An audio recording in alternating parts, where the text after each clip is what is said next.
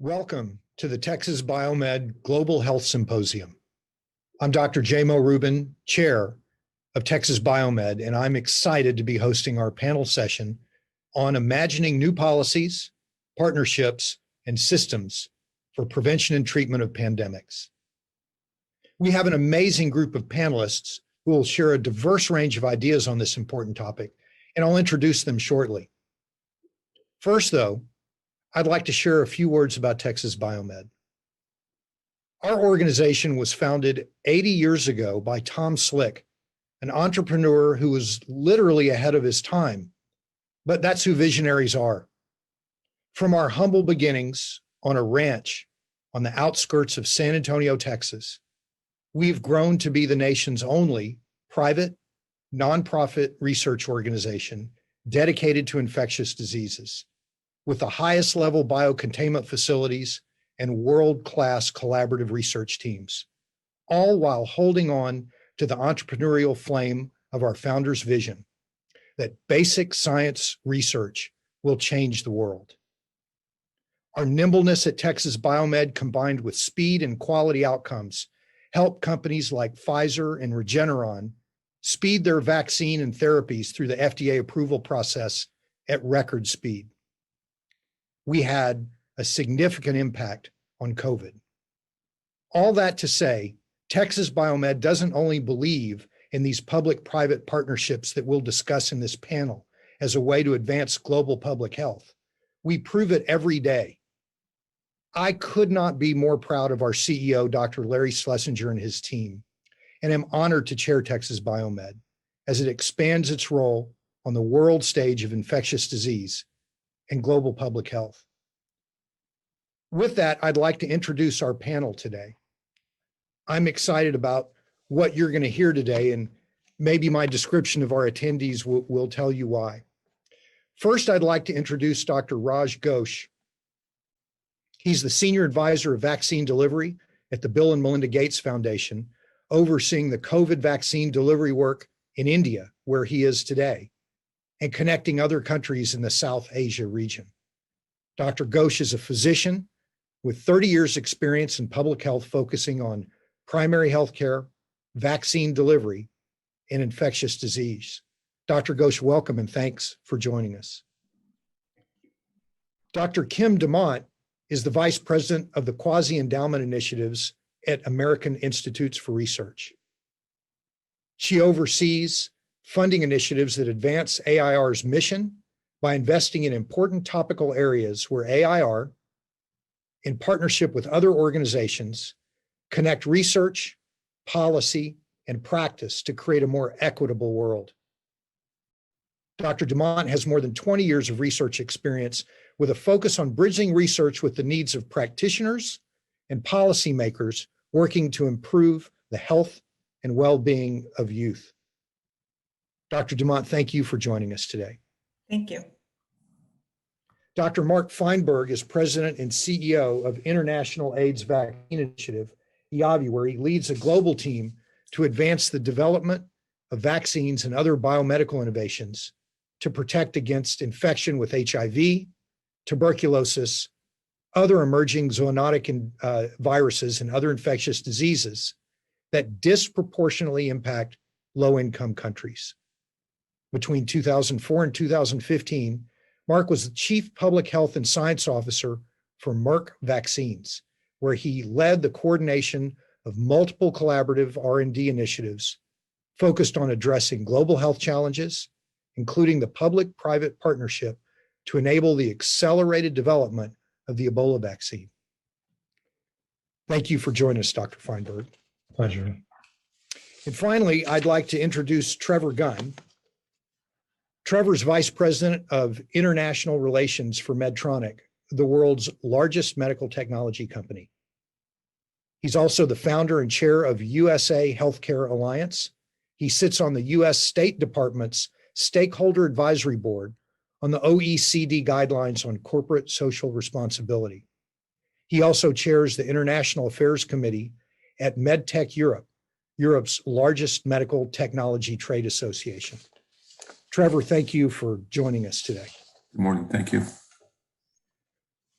Well, we are in the midst of a pandemic. I think the world sees the connection between public health and healthcare in ways that they probably never imagined they would. What I'd like our first discussion point to be is, from each of your perspectives, what needs to change to be better prepared for the next pandemic? And Raj, maybe we could start with you as you talk to us from the epicenter of India's pandemic right now. Thank you. Thank you, Jamo. First of all, let me say that, I'm very pleased to be here with Texas Biomed today. And thank you for this opportunity. From India, we have understood that one of the areas that we really need to be prepared in order to address a pandemic now and in the future is relying on our health systems. When I talk about health systems, we have specifically looked at health systems through a lens of 5 I's. The first I is integration. An integrated health system that will support the universal healthcare is the way forward that has been understood and accepted by the government of India. We have been fortunately investing in our universal healthcare, in our primary healthcare for the past 2 to 3 years heavily, and that has really paid some dividends for us. What do I mean by integration? By integration, I mean that there are 4 points, touch points, where we need to integrate. One, around the area of demand generation amongst the community of the health services. The second, around the access to health services. The third, focusing on the supply chain. And the fourth, on the human resources, building a strong, resilient, well-trained human resource. So the first I that we talked about is integration. The second I is impact. One of the most important lessons that we are learning from this pandemic is that we need to constantly measure and evaluate the impact of the pandemic on our systems, the impact of the solutions like vaccines, diagnostics on the pandemic, how it is helping in reducing the disease, how equity plays a factor in it. The third I that we would like to talk about is innovations. India, fortunately, has a large number of startups which have invested heavily in innovations and technology. These innovations have helped India in ensuring that not only we have a very strong and robust vaccine development industry in the country, but along with that, we also have a very strong supply chain. India relies on the digital innovations that it has through a platform called the Co-Win, which is COVID we shall win. And for that, our entire vaccine delivery is based on the Co-Win software. The fourth is in terms of institutionalization. India has long been fortunate to have a large number of global players who have supported India in its public health journey. India now needs to really build its own domestic institutions in order to sustain all the gains that have been made in our public health system. In this pandemic, India's domestic institutions have played a role, but we have still relied largely on many of the foreign and offshore institutions. India needs to build and invest in its institutions in order to take its journey forward. And the fifth I is investment. India did not invest appropriately and adequately in its health in the past. Over the past years, we have been increasing our investment in health systems. We now fully understand that our investment in health systems must increase manyfold in order to match the kind of resources that we require to meet future pandemics and also any kind of emergencies that come. Thank you. Raj, thank you for that. Trevor, can you share your thoughts on how we can better prepare for the next pandemic? Thank you, Jamo. Yeah, I mean, unfortunately, we've all been focused on India all this morning, and so both for our employees and our communities, and as you know, we're the largest producer of medical technology, as you mentioned, but also the largest producer of respiratory related technologies, and there are many, ventilators just being one, and of course we have global pressure on so much of what's hidden in your question, explicitly and implicitly. What I would just simply say is that I think it's when it comes to the medical technology sector, first of all, to understand us as an industry in general, that is very, very separate from the pharmaceutical industry in terms of the complexity, the different amounts of components that say go into something like a ventilator. For people to really understand our industry for what it is, I find that oftentimes, to be frank, that people think of a ventilator that has over 7,000 components. Some of these coming in from dozens of countries. They look at it as a tube of toothpaste, which has a very, very set amount of elements. It's very low risk. We're none of that. And it's very, very difficult in emotional times to explain these things to people. So we should take advantage of the downtime that we do have in some economies, not in India, but in some economies, say in the United States, where things are progressively even better, to get around a table, private and public sector, to study closely, ask the tough questions about where these things are coming from, make your maps and diagrams. And I think that's so incredibly important in terms of the planning, so that we, and this will inevitably be the case, unfortunately, when we hit the next pandemic, that we don't go through some of these things, and we're trying to educate at the same time as trying to change these things all at the same time. Very difficult, very, very difficult for us to do that. So I certainly think education is the primary thing I want to call out. I do want to salute all the efforts on behalf that the U.S. government is undergoing. I was just on a call with the EU as well. It's asking a lot of questions, and just making sure that the questions are the right ones, and that the companies are sitting at the table, through that particular process. Many other people, outside of education and more towards action, have called for issues like stockpiling, and some countries are calling for a particular technology or a particular drug to be produced in multiple countries. Those are difficult choices, and very complicated choices, and hopefully with the benefit overall of in some countries receding, that we'll have an opportunity to look and study these things very, very closely in a way that we just have not through these past 18 odd months. So I'd like to keep it simple. And I've not been able to prepare my mind as much as I would like, because we've focused on our India operations here. So please, over to you, Jamo. Trevor, thank you. Kim, what are your thoughts about how we prepare for the next pandemic? Yeah, so thanks for asking, and thank you for having me here today. I have to admit that when I was first invited, I've kind of wondered, why me? I'm trained as a community psychologist. I do not, and am not connected to the biomedical community immediately.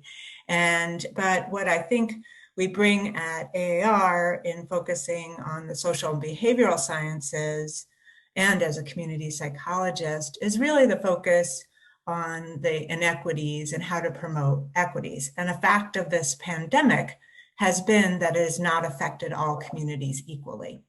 So I think as we look to preparing for the next one, is to really interrogate, why has it not affected all communities the same? What can we do to prevent the inequities that we see now? And one thought that we have is really around this theme, which both Raj and Trevor spoke to, around the importance of the infrastructure that's needed to be bolstered, particularly in communities that have been marginalized. And by here, the idea of an infrastructure goes beyond, as Raj was saying, just thinking about quality services. We really need to think about communication pathways, as Trevor just indicated, and about trusted partnerships in community. And there are organizations and partnerships that exist already today that do that well to help move not just vaccines and creating access, but to build trust around what those vaccines mean for a particular community. And I wanted to give an example of how we might benefit from thinking about these enduring partnerships as critical infrastructure to be ready, more ready for the next pandemic. And I'm going to call an example that's local to Texas that I think really demonstrates this, which is the Houston Education Research Consortium, HERC. It's a partnership between the Houston Public School District and others and Rice University. It's been ongoing for about 10 years. And following and during Hurricane Harvey, this trusted partnership that had been built between the set of researchers at the university and the public officials in the school districts were in real time able to bring together the maps of flooding with student addresses to quickly understand which students and families were in distress, who needed resources, how to account for all their students, and how to connect them, and then how to co-create very quickly responses to those really local communities. And this was based on what I would say is a critical, enduring partnership that had deep roots in the community and already built and was ready to respond to a crisis. They took other actions during COVID, but I find this one particularly salient because they were so poised and ready to go to respond in one weekend to know where every student was and how they were being affected by the flooding. So I'll stop there and just put that. Great, thank you, Kim. Mark, what are your thoughts on this topic of how to prepare for the next pandemic? Yeah, no, thanks, Jamo, and it is a pleasure to be joining all of you. I mean, I think the question is phrased in exactly the right way because we do need to prepare. I mean, the history of our response to pandemic threats has really been reactive rather than proactive. And if nothing else, COVID has taught us it is that we need to be proactive. And that's not actually a new lesson. It's just a lesson we haven't learned very well. For instance, when the pandemic flu threat, which didn't materialize to the fullest extent that people worried about, occurred in 2009, there was a rush to respond and people said, we can't keep doing this. That's not the best way to address these, global health threats. Then Ebola came around and 2014 and 2016, the first very large outbreak in West Africa, for which we've had subsequent outbreaks. And the lesson again was, well, we can't keep reacting to this. It's not the most efficient or effective way. It doesn't mobilize the different sectors in the most effective manner. And we need to do better in the future. Fortunately, a number of stakeholders came together at that time, both from the pharmaceutical industry as well as governments and the public sector and not-for-profit organizations, and realized that there needs to be a multidisciplinary, multi-sector collaboration in a more effective way. And that gave rise to something that I think was definitely a very positive step in the right direction, the creation of an organization called the Coalition for Epidemic Preparedness Innovations, which is now playing an important role in the vaccine development response for COVID-19. But what CEPI has done is really, I think, important, but it also, what's happened since has highlighted some of the challenges we face. So the issue of global access and equitable global access to vaccines and drugs is a critically important one, especially in a pandemic context. And what we've seen up till now is not only inelegant, I think it's disappointing where, we've seen nationalism in terms of, vaccine focus and access, and that's not the way to address a global pandemic. I think it's been really impressive the way the private sector has stepped up to accelerate the development of vaccines and therapeutics for COVID. And I think it's forged new partnerships with the public sector in ways that were not necessarily, previously possible. And so I think, however, terrible COVID has been, it's really sort of shown a bright light on the deficiencies of the current system. And that leads me to strongly recommend that what we need to do going forward is to really learn from what worked well and what worked poorly, along the lines of, I think, what Trevor was getting at, and understand, how do we think about this in a truly end-to-end approach, going from, discovery through development to, licensure to access to impact. You can't think of those as separate components. You need to think about them in an integrated way, and no one sector can accomplish those goals or address those needs by itself, and it needs to work with other sectors, especially when we're talking about a global response. So I think we need to learn about what worked well and what didn't work well, figure out how the different sectors can best be aligned, how we have adequate, international cooperation, how we have adequate investment, and importantly, again, returning to where I started, we need to think about preparing rather than responding. And if we don't learn that lesson now from COVID, then really kind of shame on us, because it is really, vividly clear that the world needs to work together in new and better ways to prepare for future threats, which there surely will be. Mark, thank you. I think all of these thoughts are spot on to the idea that the pandemic has kind of pulled the tide back and exposed those relationships that are successful and those relationships that had to catch up or are still catching up. And that leads me to this next idea where in the first question, we were talking about things in general, and now we're going to get more specific. And let me preface it with a little story. So for the last 15 years or so, my work personally has been in helping communities connect community-based organizations and social service agencies, the not-for-profit world, with the for-profit world in the American healthcare system, health plans, providers, and creating these alliances, which are quite fragile, but finding common ground on which people can agree on something, even though they may have different agendas. And I think one of the magic pieces that we found when it worked is that the for-profit world is really good at thinking about creating and using resources. And the not-for-profit world is really good about figuring out how to distribute those resources. That's a gross overgeneralization. But the idea is, and I think I can't think of a better example than watching the world respond to COVID, looking at these public-private partnerships where both sides enter into a trusted relationship and both sides come out winners. But the big winner is the person that they're focused on.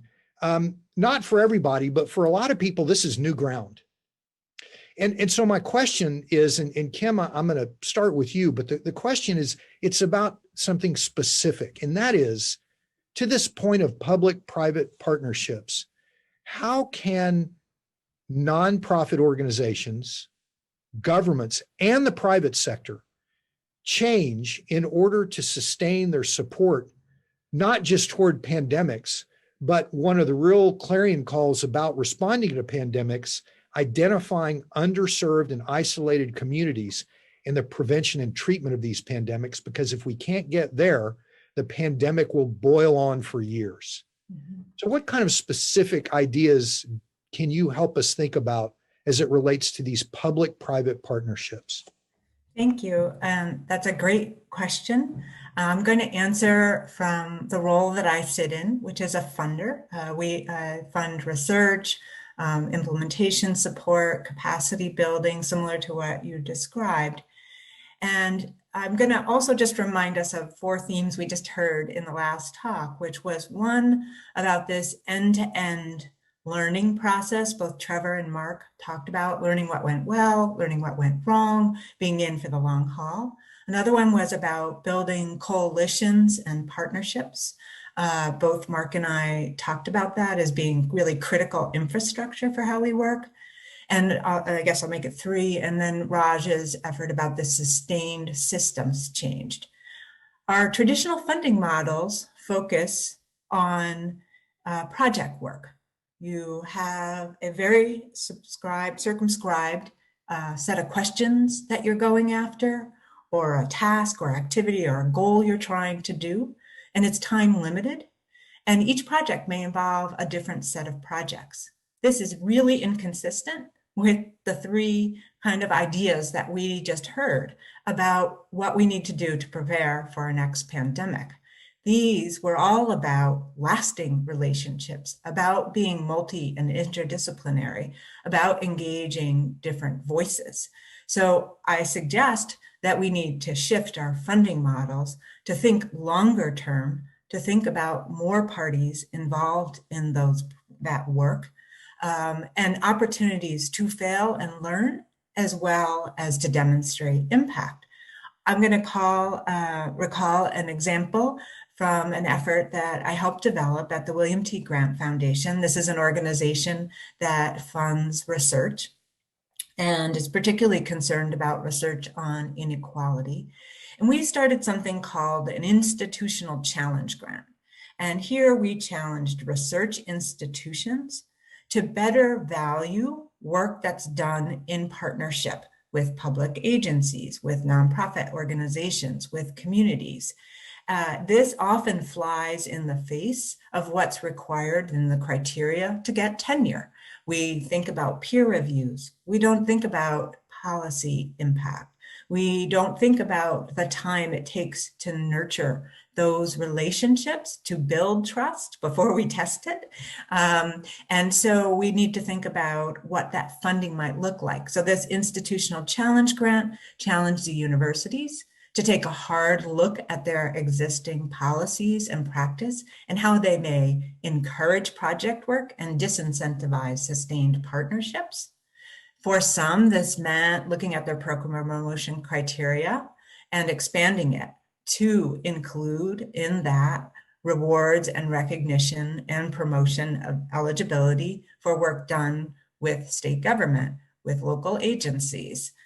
We also, as part of this grant, allowed for a planning period where partners could really work through what is it that they're going to do? What's their process for working together? They had to describe their process for working together, how they would handle challenges, how they would manage potential imbalances in power.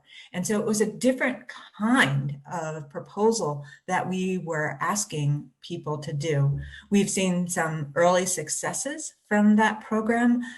There was an example, not necessarily of someone who won the competition, but at the University of Washington in the medical school, they have indeed changed their promotion criteria to reflect this kind of engagement that we're all talking about to get to the sustained outcomes.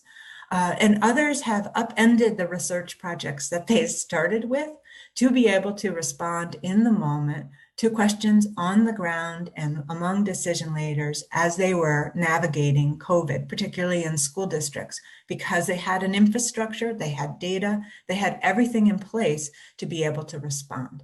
So my one suggestion is to take a step back, revisit, and think if our funding structures actually map on to what all these suggestions are about how we need to prepare. Great, Kim. Thank you. Trevor, do you have any thoughts where we can drill down and now get to the specifics of the successful public-private partnerships you've seen across not-for-profit, government, and for-profit organizations? I mean, that's something that I'm sure you're dealing with directly every day, and you've seen the ideas that work and the ones that don't.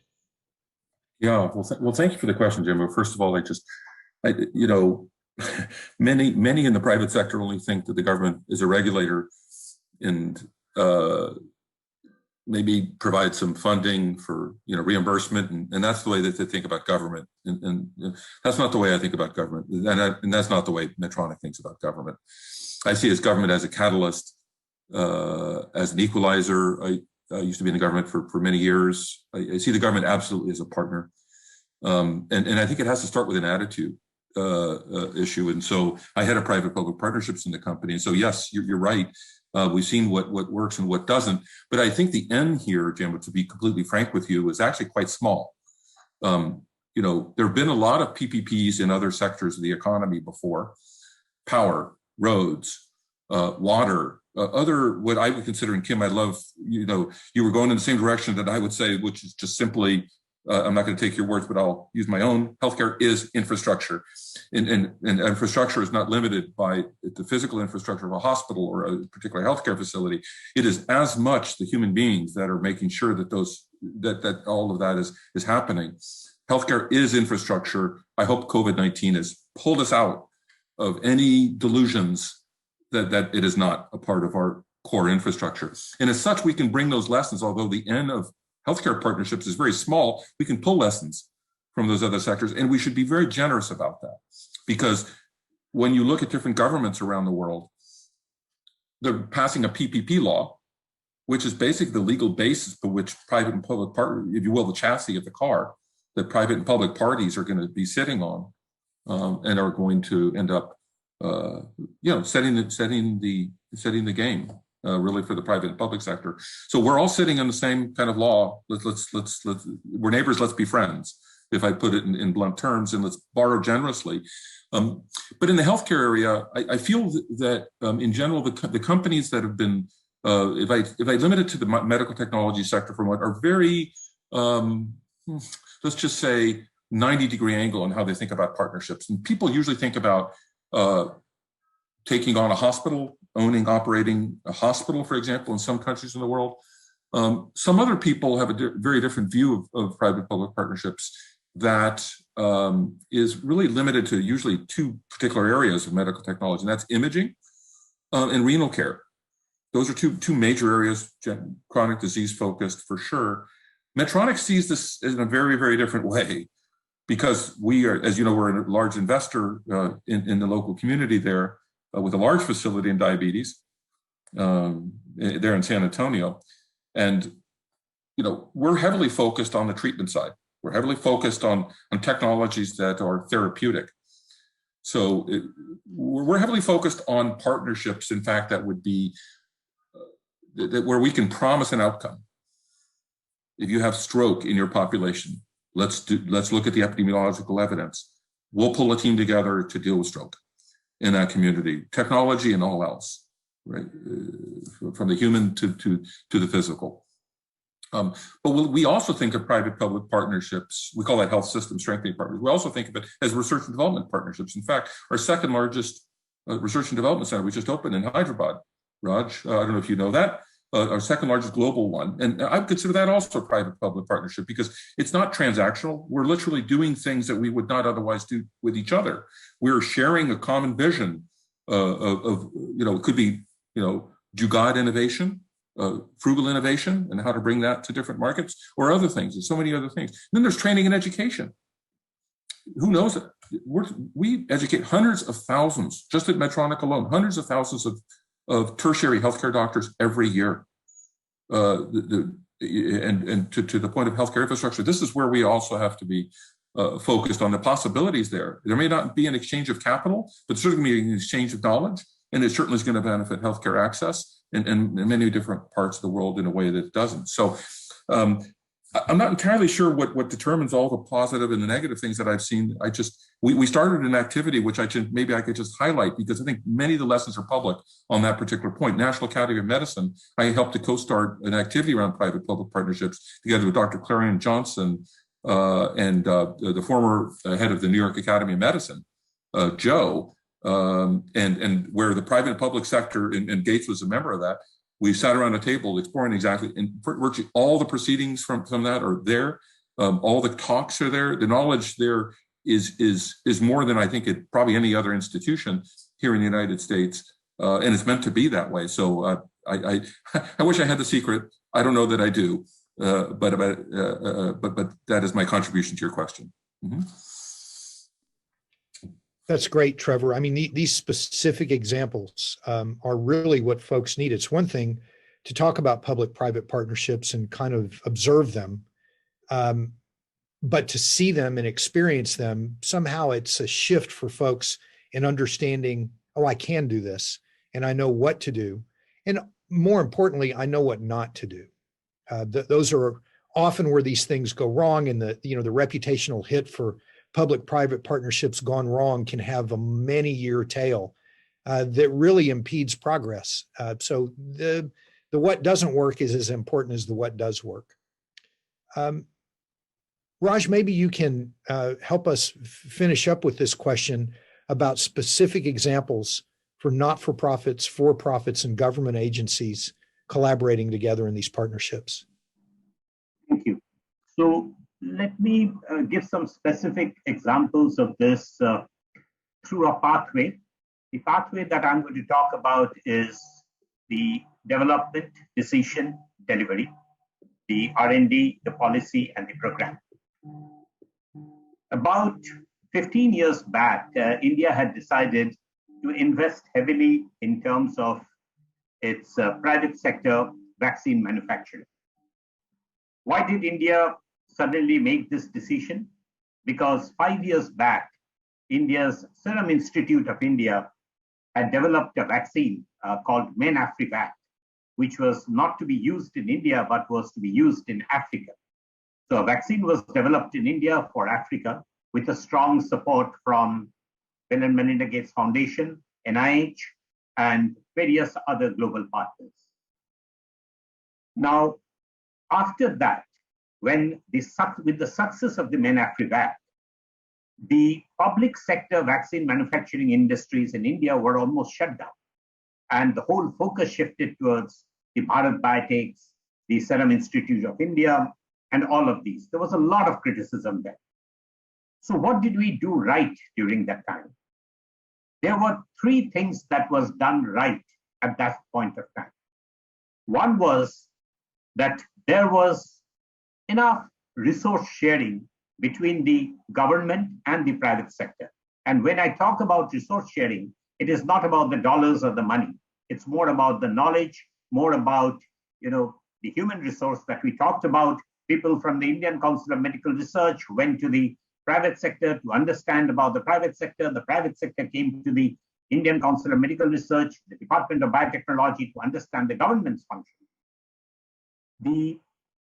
And then, when it matured, then probably a time came when international partners, including NIH again, CDC, the Gates Foundation, the Norway government, all of them came together to give some impetus to the R&D in India. And what did we do? Just like we heard from Kim about the institutional challenge that our organization supports, we developed the Grand Challenge kind of platform where startups could really come, and there was some resource available to them. They partnered with the government to develop those innovations, and then it was seen how they could be scaled up, the ones which were successful. So that's a kind of the R&D partnership that we have. The second is around the decision, which is the policy.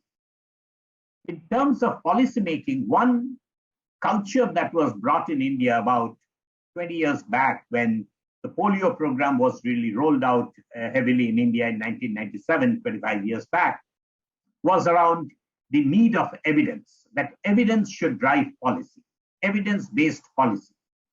Now, when they tried to develop that evidence, the Indian institutions fell short of the kind of global quality, the kind of global standards that were required in order to develop that kind of evidence.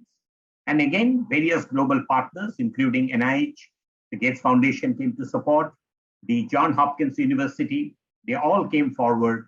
And India kind of developed a culture of developing evidence for policy.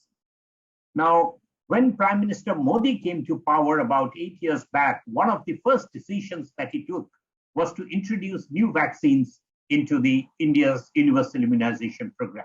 Rota vaccine, pneumococcal vaccine, these were the two primary ones that were to be introduced. And the evidence that was required for that had to be generated within India. And it was not only about the disease burden, but also around the economics, around the return of investment, around the evidence of the vaccine being compatible with the program. So all of that was taken into consideration. Finally, around the delivery part of it, from the polio program, we have learned that private sector is actually a very big box. In low and middle income countries, and in countries like India, Bangladesh, and others, there is a formal private sector, there's an informal private sector. And both of these play a very important role in program delivery.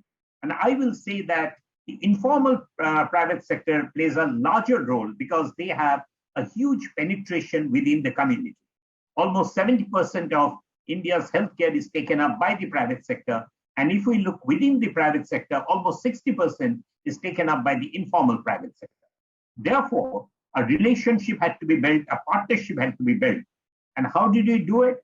We did it by what we called around the 3 R's, the one that I was talking about, resource sharing, that the training of the informal private practitioners had to be done for the polio program, for the acute flaccid paralysis surveillance. The second is that we used to have joint reviews of the program so that each one owned the program and felt an ownership of the activities that were happening. And finally, there were some regulatory mechanisms that were held in which all the different partners had to follow. So these are some of the examples of the public-private partnership that I have witnessed in India. Thank you. Raj, thank you. You know, that's fascinating. As I listened to everyone's response, there is a thread, there are many threads throughout them, but one of the ones that stands out to me is the role that data plays. And what I mean by that is that data to the end of measuring an outcome. And I was thinking about this notion of outcomes and public-private partnerships, and at least in the examples I've seen that are successful, the elegant design of the partnership will generate outcomes for each of the stakeholders. Each one of them has to declare victory. The government has a set of outcomes that could be very different than the private sector, but they have to be compatible. And kind of you go around the wheel of all stakeholders. And I listened to each of your stories, that this notion of outcome-driven partnerships where everybody's interests are aligned enough to make people want to lean in is part of the secret sauce. I think if there's even one participant that leans out, these fragile alliances can become quickly unstable. But I love the specificity and the ideas and examples that each of you brought. And it really brings up another probably harder question, but the pandemic gives us the perfect environment to discuss this, I think. And the question is this: we've talked in general about public-private partnerships. We've talked about specifics that make them work and not work. But now let's pick an area that can often be considered a wicked problem. And I put that in air quotes. And for those of you that have heard that term, wicked problems are those where different people define the same question in different ways, and so they never get anywhere. And Washington, D.C. is famous for wicked problems, and no progress ever gets made because nobody knows what the question is that we're trying to solve. But here we know. It's very clear with COVID, there is one thing we're trying to solve to get the world back up on its feet, back up on the progress train for prosperity and health and well-being. But what the pandemic presents better than anything that I've ever seen is the issue of equity, of health equity. And it's a problem that countries and people and individuals have struggled with for years. This isn't new. But what the pandemic presents is the problem that there is inequity in how this particular disease is impacting certain sectors economically, by race, by country. And if we don't solve for all of it, the problem won't go away for a long, long time. And so my question is kind of drilling in even more specific now. What can these public-private partnerships do to better address this health equity issue as it relates to treating COVID and then anticipating how this may well pop up again in future pandemics? Mark, if you don't mind, why don't you take the first cut at this one? Sure. So thanks, Jamo, and I completely agree with your comments in this introduction to this question, as well as the comments of my other colleagues on the panel in the earlier discussion. And my perspectives on this are really influenced by my background in that I have spent a good deal of time working in academia. I also spend time working in government. I spent time working in the pharmaceutical industry, and now I lead a not-for-profit research organization. And reflecting on the last question, one thing that strikes me, and I think I have visibility into this that maybe a number of other people don't, is that when people look at the other sectors, they actually don't really understand them very well. They don't understand what incentivizes them. They don't understand, what limits them. They don't really, and they think they do, but they don't. And often they misinterpret their intent. So, the public sector might think the private sector doesn't care about issues like equity and access, but they do. And the private sector might think that the public sector just isn't really a good partner, and they don't necessarily see reliable ways of working with them. And I think, especially when you're focused on equity and access, those are really sort of the one end of the end-to-end, continuum, if you will. And one thing that anyone who's been involved in product development efforts knows is that decisions you make very early on in the development process can have a big impact about whether a product you develop will actually be relevant and have the desired impact for the people who you're targeting. So that basically means that from the very beginning to the very end, there needs to be effective communication along that continuum. And people, as you nicely stated, do need to be organizing themselves around a common goal. And in my experience, the aspirations of the public sector and the aspirations of the private sector are more so in common than different. It's just people don't have necessarily the same language to communicate about that. And there are historical reasons why there's mistrust between sectors. I hope with each experience, whether it was my personal experience with the Ebola vaccine development program, where we worked with organizations who ended up being our best partners who have a historical hostility towards the pharmaceutical industry. But when they saw that we were really going after the same goal, amazing things could happen together. And it's not up to the public sector to solve the innovation problem by itself.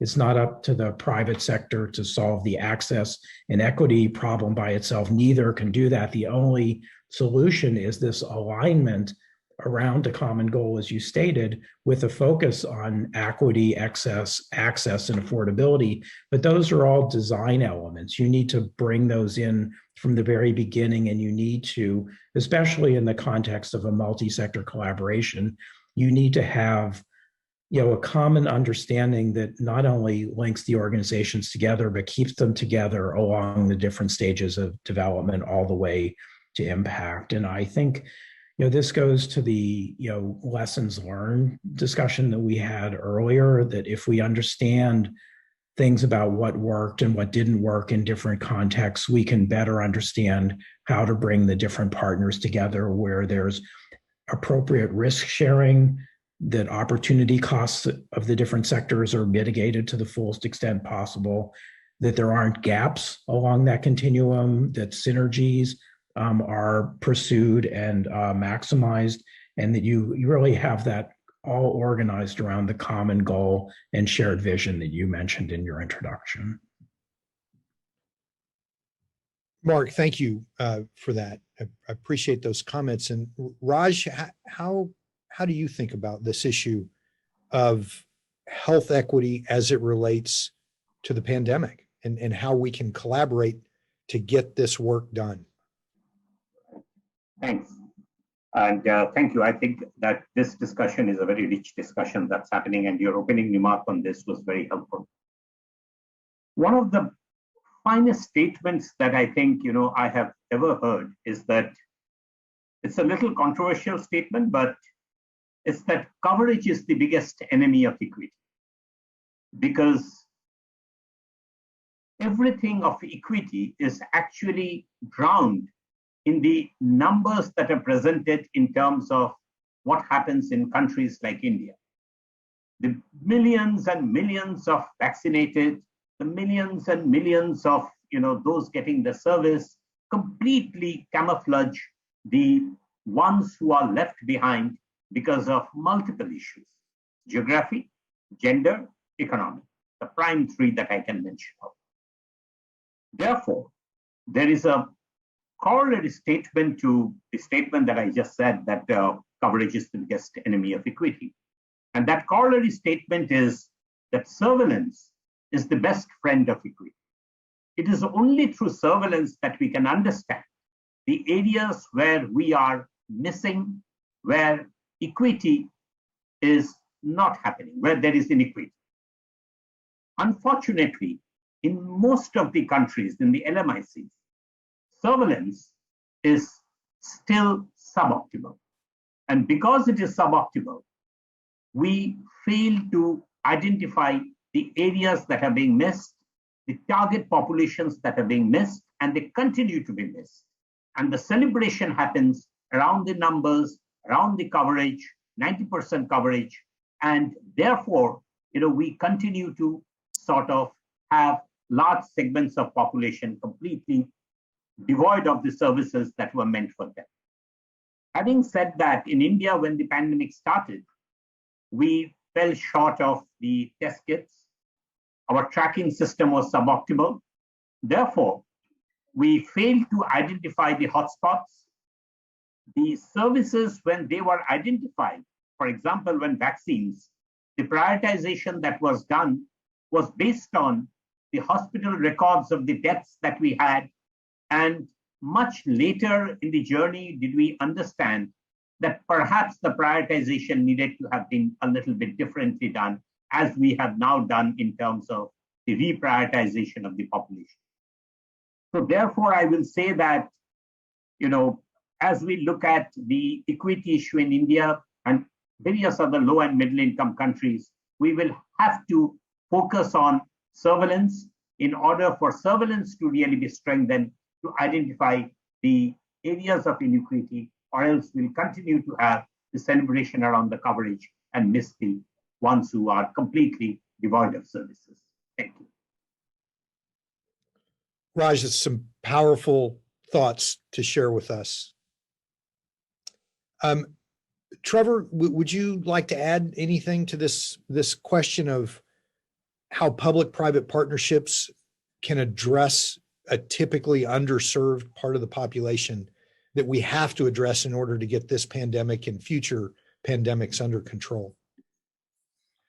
Yeah, for sure. So I have a sort of a macro comment, but then some sort of very micro examples. And I like how you started the panel, Jamo, and as much as you mentioned that C-19 has brought us so into focus, although it's not the focus here in the United States as much as it is in some other countries. I think it's an apt example. One thing is, and I think, Mark, you actually mentioned this extremely well, the issue of us not talking the same language between the private and the public sectors, that it's, let's just say, perception, misperception, and misperception never gets better. It just increases in velocity, and it just never ends up generally speaking in a good place.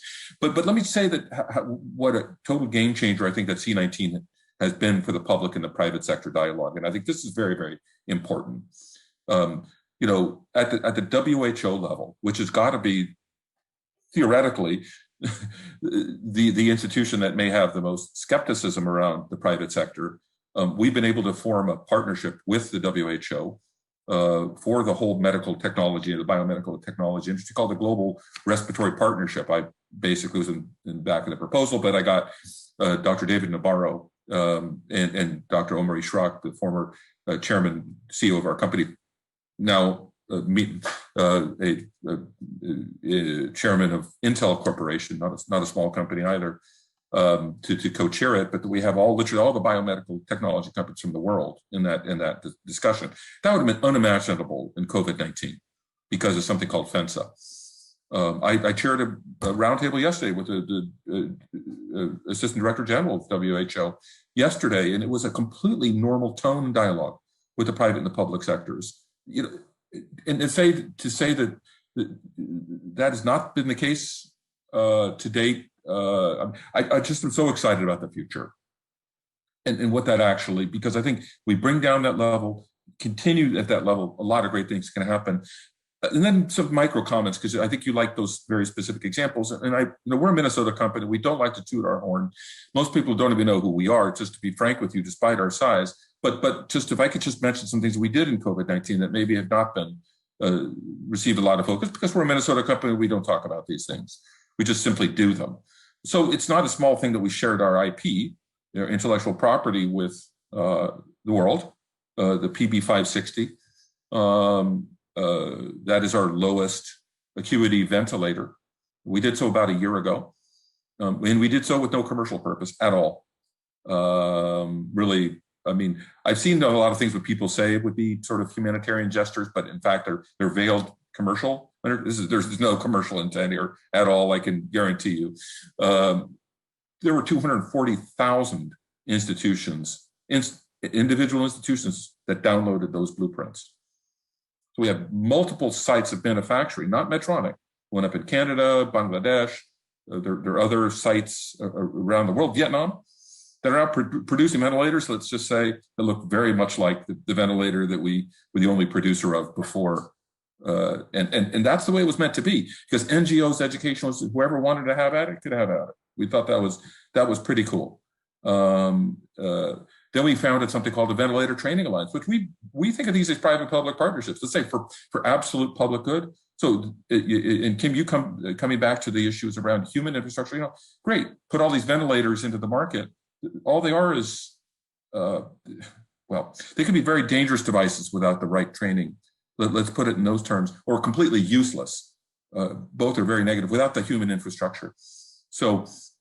And we did so. We pulled together all the other ventilator manufacturers and put together something called the Ventilator Training Alliance, which put all the manuals in multiple languages available on a smartphone, so that people would have, because everybody knows everyone's crossing over their medical disciplines in order to support the cases. Yes, it would be great if everyone is an anesthesiologist, intensivist, but we all know that was not the case in many other countries in the world, and the training wasn't simply enough. So to put those ventilators to good use.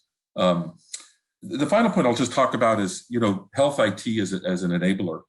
Through this organization that I founded and I chair called the USA Healthcare Alliance, we did a big conference with the African Health Federation last week on the bridging the digital divide, and I'm just so excited at the possibilities that health IT provides. It's some may say, and I'm not saying that that's unreasonable, that IT can be the great divider. Certainly, I focus on the Gulf half. When you listen to those African innovators on the conference, all the interesting new products and services that we're bringing up to really make ends meet in their healthcare systems, supporting those frontline healthcare workers, you can't come away with not being inspired about those things. And I consider that so central. But health IT and these investments in health IT and in these small sort of, I'm not going to say lesser known companies. Just so excited about the possibility that has to really to surge throughout the whole private-public partnership region and to equalize access, if I put it in those terms. Trevor, those are such great comments. And this notion, I'll take one particular point, of Medtronic releasing the blueprints of a proprietary piece of technology that was developed and engineered and manufactured by a for-profit company, and to release that. First of all, it was the right thing to do. It was a brave thing to do. But in other verticals beyond healthcare, we can see what happens both to the for-profit company and the lift it creates to everybody. The software community has been doing this for a long time with their approach to open source software. And a lot of times this open source software that is released to the public comes from a for-profit company where they end up receiving the glow, the halo of producing something for the betterment of everyone. And yet at the same time, it lifts their economic boat because they're building products and services based on the glow of the relationship, based on ancillary products and services or upgrades or whatever. So I point this out because it was not just the right thing to do for public health. It was, I would argue, without enough information, probably the right thing to do for Medtronic and Medtronic's direct stakeholders. I would imagine this was a win for everybody. And so a great example of kind of a soft public-private partnership. You didn't really know who the users of this were going to be, but in effect, you entered into some kind of relationship with them by virtue of the fact that they used your intellectual property. I think it's a really interesting example and a provocative one. Kim, I'd like you to also help us think about from your hilltop, a bit different than the others. How do you think these public-private partnerships can solve this very difficult piece, but necessary piece of the puzzle around pandemics for these health equity related populations? So I think I'm going to be restating what many have said before, but maybe with a different word, is that I think we need to be really intentional about it. It is not just going to happen. The promise of the partnership, if we think about it in terms of our professional networks or our personal networks, is that if you bring public and private together, it immediately expands. We have a more inclusive network. But as Raj said, we still have a lot of holes in our networks.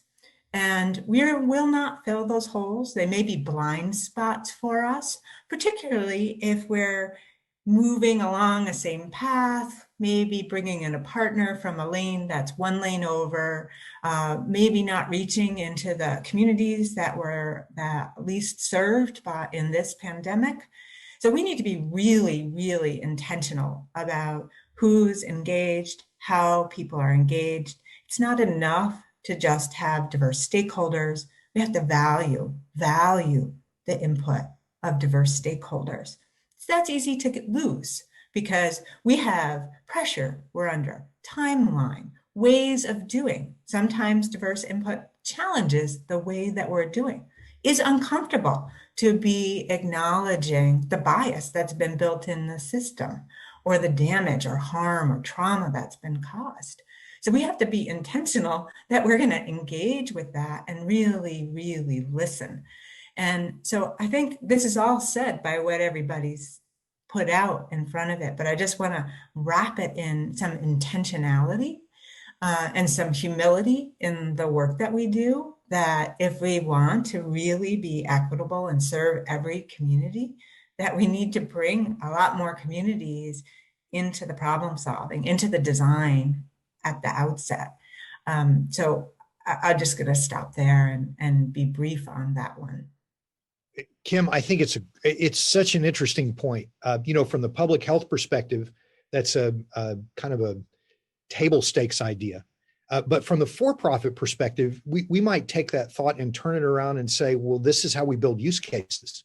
This is how we, generate new ideas and new products that we go out to all those that are going to be involved and make sure we're building something that fits everybody's needs. So your comment applies equally to the for-profit world as it does to the not-for-profit and government world. And I think it's a really interesting one. So I'm going to throw a bit of a curveball to the group. I have a question here that is a short answer question for each of you, I think. And then we've only got about 10 minutes left, so maybe we'll spend 3, 4, 5 minutes on this question from the audience. And then we'll end with the one hearing from each of you, the one point that you'd really like to make for us to take away. We've heard points that you guys have heard before, some that are new, some that you're weaving together in new ways. So I'll give you a minute to kind of let that digest, the one point you'd like to share with the audience. But here's the question from the audience that we'll talk about first. The question comes from Al Rajwani, and his question is this: what country is best in class for public-private partnerships, and how did this play out in the COVID response and vaccine development? I think it's a super interesting question, and I can't imagine a better audience to give us a kind of a quick answer to what you've seen in the global community. Raj, let's start with you. Okay, so if we are talking about vaccine development, I think, India's story is a very successful story in two ways. One, India has, at this point of time, 4 manufacturers who are actively manufacturing vaccines within the country, which will not only be available for India, but also for the global population. But more than that, what I want to insist is the program that India ran called Vaccine Maitri, which is vaccine friendship, in which India took an initiative to provide early to 80 countries vaccines in whatever amount, in small amounts, in quite substantial amounts. And that actually helped India build a kind of very strong vaccine diplomacy, if I may say, and support the countries in terms of beginning or kickstarting their vaccination program. Thank you. Trevor, what's your, you travel the world and have relationships everywhere. What's the country that you think is best in class in these public-private partnerships as it relates to the COVID response? So I'm a paid commercial diplomat, if you think about it. And so there's no way I'm going to be able to pick a country. I'm behind you, Raj, on one of them, and that's your country, for sure. But other ones do, for different reasons, come to mind, and not in any particular order. Turkey, Kenya, Singapore, Philippines, and Chile. And I just wrote them down while we were talking here, just because of what we're ongoing negotiations and ongoing discussions with, all for different reasons. The Philippines may be a very strange choice, but to realize that the National Center for PPPs in Manila in the Philippines has 100 experts. Most countries don't even have a PPP unit within their government. They have 100 experts. So maybe they're not that accomplished in healthcare, but they're quite accomplished in other areas. I would say Kenya is also extremely well accomplished. You have young, smart PPP people in that PPP unit there in Nairobi. They are open-minded, they're financial, they're global. You have a pretty strong legal basis. You've got a lot of this, of course, in India, I don't need to tell you, but Turkey, in terms of healthcare PPPs, it's a bit of a paradise for people thinking about big infrastructure. And I'm not, so Singapore, I like because Singapore just thinks completely differently about private-public and thinks in a very inclusive, comprehensive way when they think about the public-private partnership piece. I won't go into any further detail on that. Great. What an interesting list. Mark, is there anything you would add to that?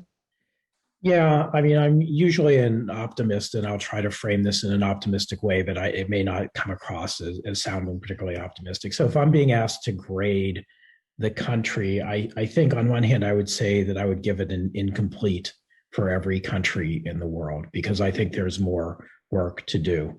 One example that I think has driven a lot of progress in the area that I work in, which is, vaccines and therapeutics development, is the United States, where, obviously there's, controversy surrounding this, but I think the, contribution of the private sector and the public sector to expediting COVID vaccine development is pretty impressive. But now we see that it's not actually fully addressing the needs of the world, as we, highlighted earlier, and there's more work to do. I also am concerned, as I alluded to earlier, that countries are more often competing with each other now than collaborating with each other, and that really needs to end if we're going to be better prepared for the future. So again, going back to our earlier comments, I think this is an important question, studying it, learning from it, and collectively coming up with a solution where all boats rise, based on that common understanding, I think is where we need to go. Thank you, Mark. Kim, what's your reaction to this question? What country is best in class? Yeah, for so public-private in my partnership? last comments, I used the word humility, and I'm going to exercise it here. I am not informed enough at a level around the world to be able to rate anything. And so instead, I will give an example of what I think is a nice illustration of a pretty impactful public-private partnership in the United States during COVID, particularly around meeting nutrition or food needs. They were pretty massive. And so as the country shut down and people were no longer working, because this is from COVID, people did not have the food they needed to feed families. And I think the private sector really stepped up, whether it was a local restaurant or whether there were pretty significant donations to meet these needs so that our nation did not go hungry during that. And so it's not the immediate response to the COVID vaccine development and distribution, but it was certainly a consequence from COVID, where I think there are really some stellar examples of how people, public and private, banded together to meet local needs. Great, thank you. And Al, thank you for that question. Well, we've just got 3 minutes left. And as I suspected, we had a lot of ideas that we were going to get through, and we did, and they were important. And to remind everybody, the topic of this symposium was imagining new policies, partnerships, and systems for the prevention and treatment of pandemics. Great leaders never miss the opportunity that a crisis presents to affect change. And we have the greatest crisis the world has ever faced in the last 100 years. We have 4 leaders that have joined me on this panel, and we have many leaders in the audience that are looking for pearls of wisdom. So why don't we close out in the few minutes that we have left for that one point that you really think is the one you'd like the audience to take home as it relates to using COVID as the catalyst for change. Trevor, would you like to start? Yeah, I mean, I just think that the takeaway point is that the barriers between the public and the private sector that have been broken down, and then conversely, the trust that has been built as a result of that necessary elimination of some barriers can't go back to the way it once was. We can't think of the public and the private sector the same way that we always did, and put moats between us and alligators just to make sure we don't bite each other. There's ways to handle conflict of interest. The financial services industry, many other industries have done it. It's not perfect, but there are ways to deal with this in a mature fashion that we're all in the same boat together, and that's really my most important point. Thank you, Jim. Great, thank you, Trevor. Mark, what's your take-home lesson that you'd share with everybody? No, I completely agree with Trevor. We're all in this together. I think, it's going to depend on all of us, and we need to really sort of understand how to do the best we can in really advancing what I would call a science of partnerships, not just the science of product development or technology development. We need to understand along the lines of what Kim was talking about, like what intentionality means and how we make it as effective as possible. Thank you, Mark. Kim? Sure, I love this question. So for me, if we want to get to a different place, which we do, then we need to work in different ways, period. And to do that, I think we need to be very intentional about serving communities that have been historically underserved time and time and time again, whether we're talking about health, whether we're talking about climate, go on and on. And to get there, we need to think and really interrogate how we fund that work to support these really sustained, evolving, dynamic learning systems to do better. Great, thank you, Kim. And Raj, as the closing comment, we'll turn to you. and your Thank you. perspective that you'd like to share. Thank you. One of the lessons that we have learned from the pandemic, and this has been a discussion amongst many of us very recently, that when we started planning the program, there were two E's that we really focused on. One was efficiency, that we had to have a very efficient program partnership. The second was, as we discussed today, on equity. The third E, we did not think of then, but we need to be really, really focusing on, and that is empathy. Efficiency, equity, and empathy should be the DNA of all large programs that we design to meet pandemics in the future.